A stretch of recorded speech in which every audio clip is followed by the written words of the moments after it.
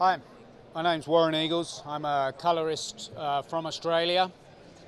Also run the International Colourist Academy doing training classes. I'm here at NAB demonstrating DaVinci Resolve on the AMD booth. AMD make fast graphics cards and together the two go together. Blackmagic have introduced at this show 12.5, which is actually released as well as a beta, which is different for them. Normally they'll show and then release around September. So this is quite different. It means we can go and download this version. I just want to run through a few things that are new and a few things that I like, a few tricks that I do. As more and more people are getting into color correction and doing color corrections, whether you're from a DP field or an editing field. I even get producers doing grades, which is a little bit scary sometimes, but we do get that. So, a couple of the new things I'll run through. So this is 12.5. I think this is probably in response to a lot of stills people that are getting into not only grading but shooting. One of the things that they're looking for is similar tools that they utilize within, say, Photoshop in their stills world that they want to use and see in color correction software for moving pictures. And so DaVinci have now introduced a color temperature control here on a slider. So we can use that on a slider. If I just bring that up a little bit there, and we can slide this through and change and balance out this just based on comfort. It doesn't give us Kelvin, but it gives us a list of obviously numeric numbers, DaVinci numbers to change. And we've also got a tint control in there as well.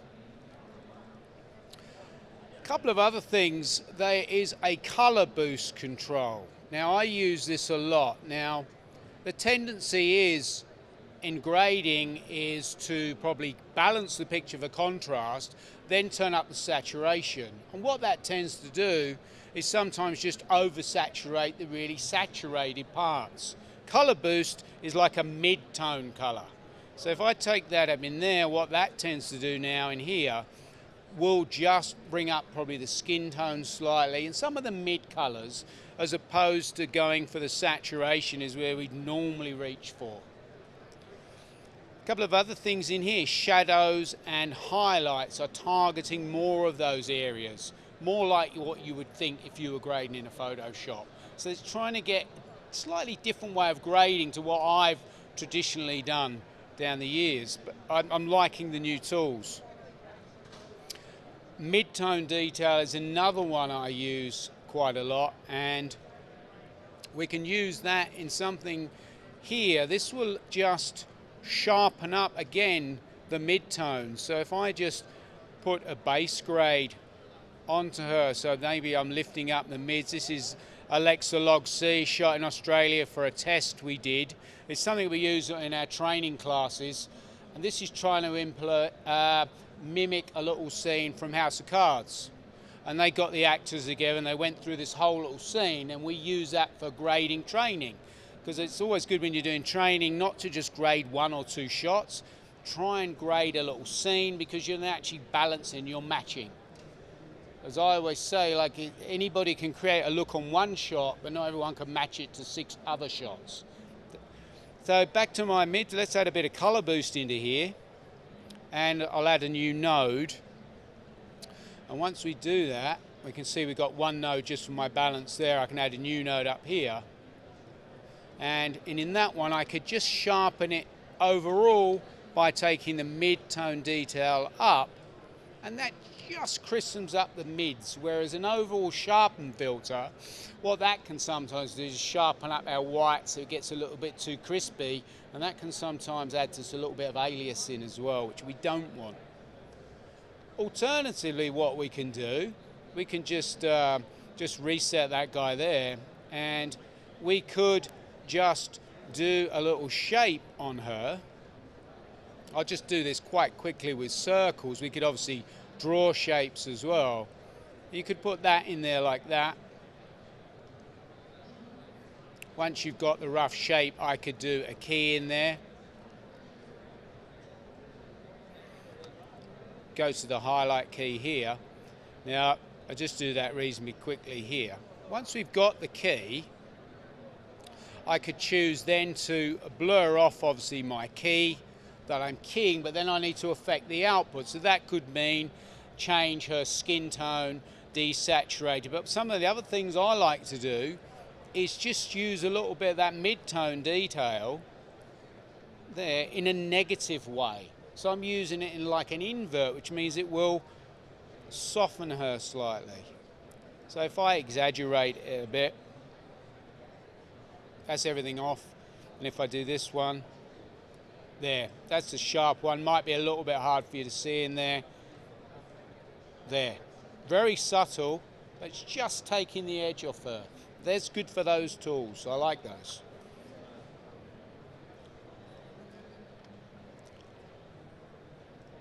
Tracking, there's been some improvements in tracking, and one of the most or heavily asked questions probably in tracking is that we can track things, but what happens when that track goes wrong and it doesn't work? So again, as a base grade, we can apply a LUT for this. This is Blackmagic camera. Go to the 3D LUT, Blackmagic design.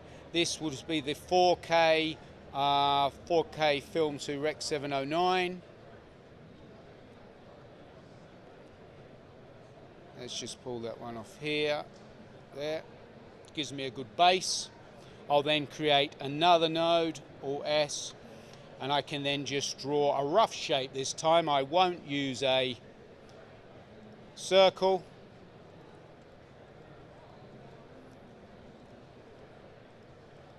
As you can see, I wasn't an artist at school. Very quick shape draw. And then once you've done that, you can track that.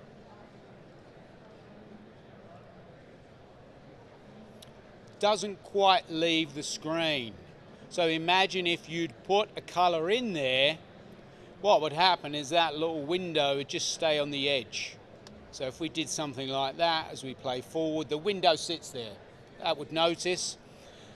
So what I need to do is just manipulate that track slightly, and I can do that in the keyframing area here. And that means I can move an individual keyframe and just move that off the screen. Take it to there and then move it away there, like that. Once that's tracked, you could easily go back and do other things. So I could still start to key that mini. I could go back to my balance grade here. I could insert another node here and do an outside node on this. And then I would be grading everything outside of that key there, in which case we may want to come in and desaturate. Take the color boost down a little bit there.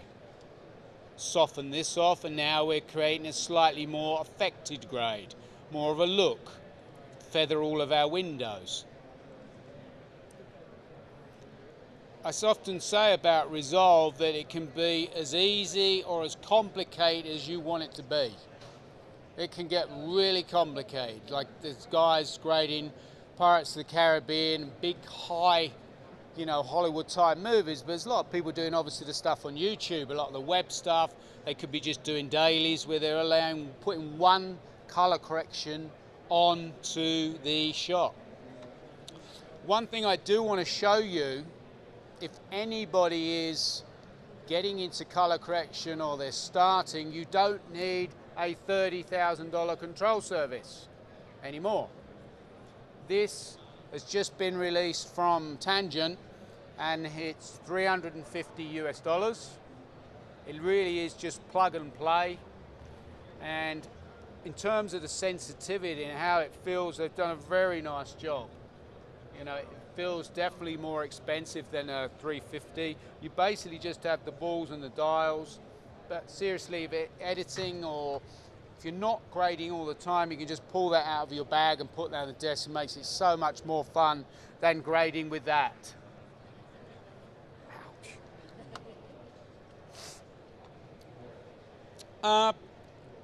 Something I come across here is a problem. This is a shot from the Epic. One of the problems I saw for a while is get magenta in the highlights. Don't know if that's a thing. So if I was to then balance out based on the whites there, what I see is she will go a little bit green. Because I'm grading out that magenta, obviously. So I then don't like her skin tone, but I like the white. So I don't do that. So I'll reset that. I'll try and grade her for what I like and ignore that white highlight area. It's clipped out, I can see that there, but I still don't want it to look that magenta-y colour. So if I just make that a little bigger for you, and if I just grade this down a little bit, I'm trying to get her more natural. And the other thing what I can do is I can use my colour picker RGB value, and when I go to colour picker tab here, I can place that on and see the different colours that I have in the values of that white. So something that I do once I have graded her up, just finished doing that, I like the colour boost, as I said, still looks a little bit magenta in that area there, is that you can use this tool. Now I normally make another node for this, and this lives in the curve. At the bottom is a soft clip, where in the red channel, if you look at the red channel here, I can just roll off the very high part of the red. You can just see that coming down there on the red. And if you look at the magenta area, which is in those peak whites there, now if I turn it, I'm turning it up now, there, and we can see that it should have just cleaned this area out there, and you should be able to see here that is just rolling that off quite nicely. And, yeah. What about a situation where you got a blown out skin, someone's face is blown out? Yeah. Something like that. Well, bring color back in, sort of. you couldn't really. I mean, you can get away with it there, but if that was on the face and that was blown out and clipped, it'd be very difficult to get that information back in there. I mean, that's helped that. That is clipped in the camera. I haven't clipped it because you can see I'm nowhere near 1023, but that just helps to clean that. And that would be quicker and easier than keying that area. But if I had to go there and key that, and that maybe that moves, I may need a window. So you certainly can do a little bit. But when we're talking about faces, highlights on faces are going to be quite hard to fix. That would take longer.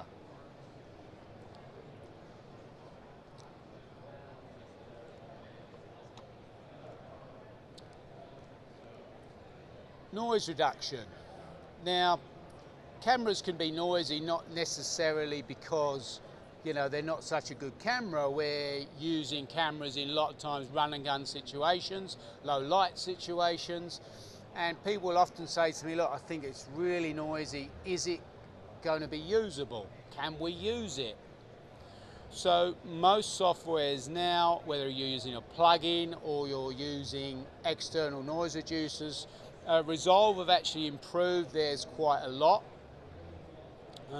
And if I run this shot, again, it might be a bit hard for you to see, but there's definitely some noise and some buzziness happening around here.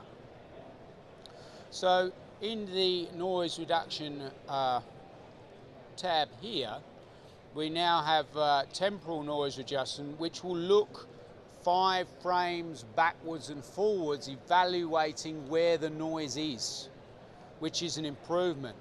I'm just going to, this might push the friendship with the laptop a little bit, we'll see. Noise reduction is very cheap EU Hungary. But the good thing about this is, it tries not to move it out of movement. So you don't want blurs, and you don't want people with 8 fingers and 2 noses and things. Now if I just turn that off there on that still frame, having zoomed up into that area, you can probably see there we've got more of that nasty coloured noise. And if I then just turn it off there, now that has blurred that, and it hasn't taken too much away from her. This is definitely improved in 12.5. and you could probably go in there and salvage some shots. So what I do say to people, it's all relative on the rest of your show. If your show is very clean in terms of grain or noise and suddenly one shot comes in, it will notice. But if the show overall has a little bit of has a little bit of grain, you can probably get away with that. So that could be used in a window as well, so you can use grain or noise reduction in a shape and move it and track it. So that will just quieten down that area there.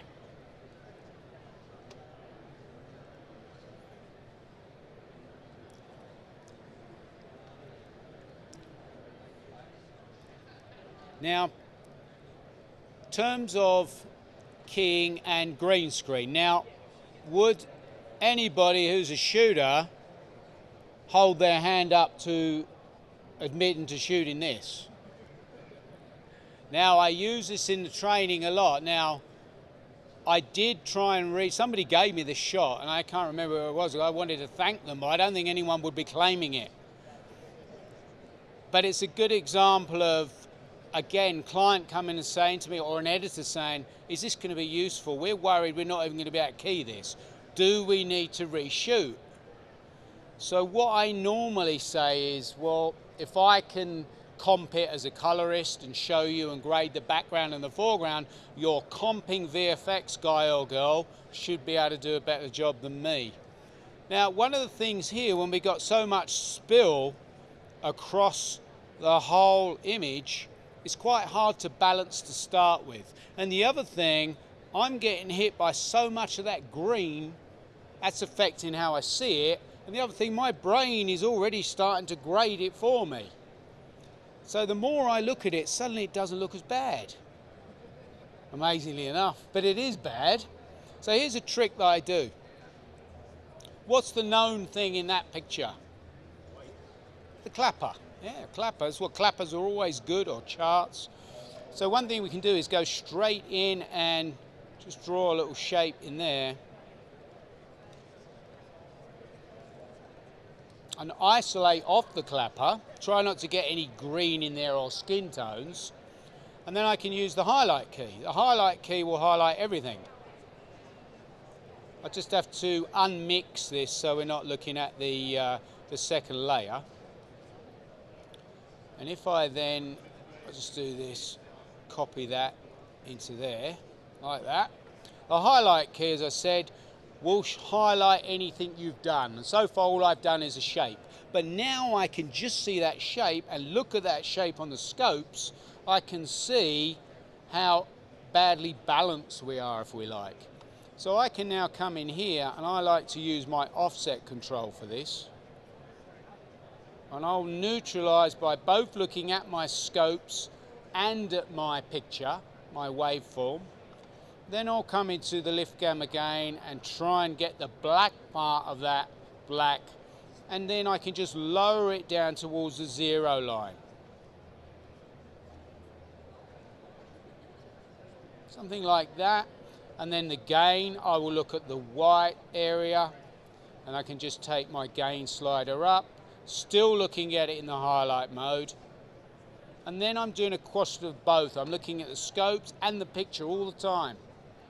More experience you get, you don't look at the scopes as much, but still both very valuable tools. I then pop off the highlight, I then pop off the window,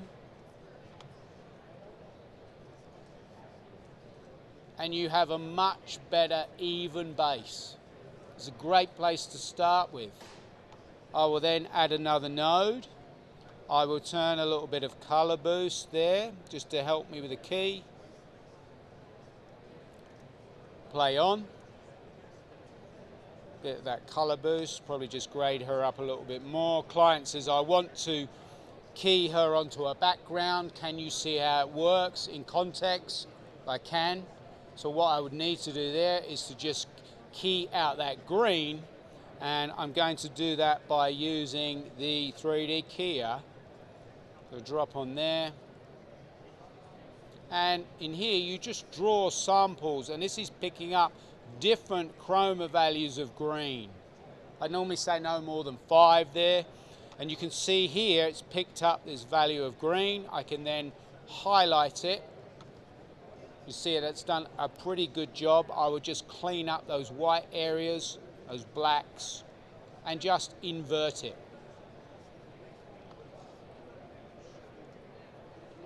Right click, add an alpha output. Do that. Again, I'm not saying I'm going to comp it, but for now, just to show that to the client and say, look, it will work. You don't have to reshoot.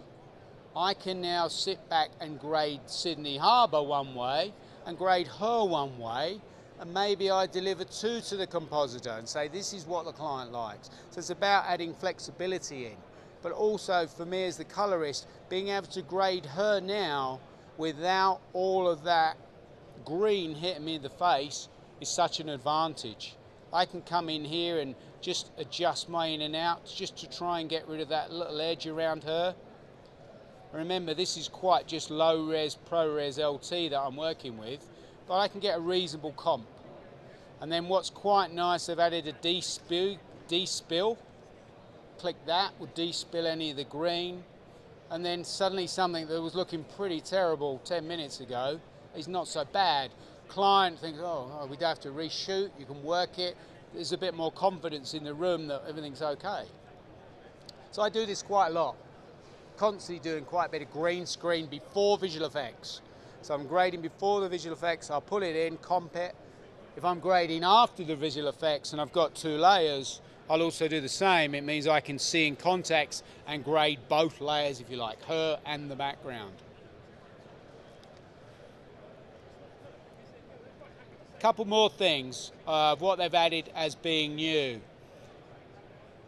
I don't do an awful lot of reality TV, but from what I can see in reality TV, sometimes there's a lot of blurring of faces if you've got bad guys or people who haven't signed their form waivers or nudity and things like that. What you can do now is open up DaVinci's effects, if you like. This is like a set of plugins and blurs, and there's grain in there and blur and all sorts of things. The light flares and light rays ones are quite nice. They're not too bad. This is all free as well with the paid version. And if I go mosaic blur, something like that, reality TV special. Now that doesn't apply to everybody, but if you are in your shop and you are finishing this show and you can do that and resolve and you don't have to jump into After Effects or back, then that's all good. Yeah, the more you can do on the box and the client goes, great, you can do it, great, move on. Obviously the primary thing of Resolve is still color correction, but there's so many other things we now do as colorists. Little things like that, little titles, adding watermarks if you're doing work in progress, putting watermarks on dailies, things like that are a big improvement. This is one of the big things they put in. They're also working towards having obviously now different color spaces for the different cameras you can set up. So as I said earlier, it can be as easy or complicated depending on your workflow. Just to shout out about my involvement with Abel, the ICA International Colorist Academy are now running colour correction classes out of AbelCine. Our classes are always hopefully more about why you do something rather than how you do something, not just teaching the buttons, because we're all colorists, we're all still working, doing jobs. So I'm probably in the US 3 times a year, and some of my colleagues are as well, running different 1, 2, 3 day workshops. So thanks for coming by, and hope you enjoyed the show. Thanks for listening.